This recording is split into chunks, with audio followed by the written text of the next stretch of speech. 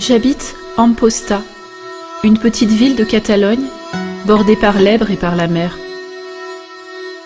Quand j'étais petite, je croyais que l'univers entier y était contenu, qu'il débutait à l'embouchure du fleuve et s'arrêtait sur la plage, là où les vagues creusent lentement le sable et parlent à l'oreille des coquillages. J'habite une ville d'Espagne consumée par la fureur des adultes. Maman y tient une épicerie. C'est une minuscule échoppe où s'entassent des objets insolites, rangés religieusement, comme les perles du chapelet qu'elle égrène souvent entre ses doigts. Ma mère ne supporte pas le désordre. Les enfants du voisinage le savent bien. Ils entrent dans l'épicerie presque sur la pointe des pieds, comme dans un sanctuaire. Manolita et Alexandrine, mes sœurs, y font les folles dès qu'elle a le dos tourné. Moi, je suis plus sage. Peut-être parce que je suis plus grande. Peut-être parce que c'est la guerre ici, à Amposta.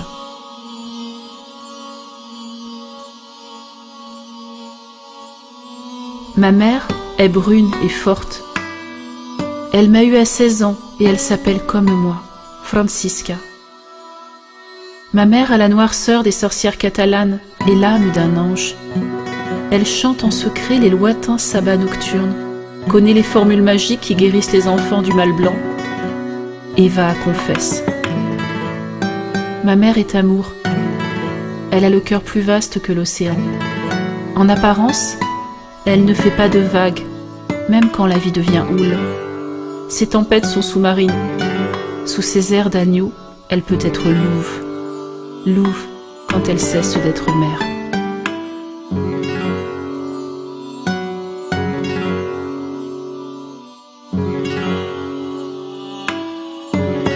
Mon père est grand et raide.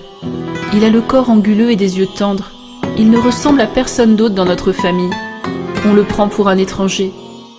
Pourtant, il est espagnol, de corps et d'esprit. Ses cheveux sont blonds, mais il ne quitte jamais son foulard noir. Il milite à la CNT. C'est peut-être cela qui émeut tant ma mère. Le fait qu'il soit blond et anarchiste, qu'il ait les cheveux d'un poupon et la ferveur d'un homme.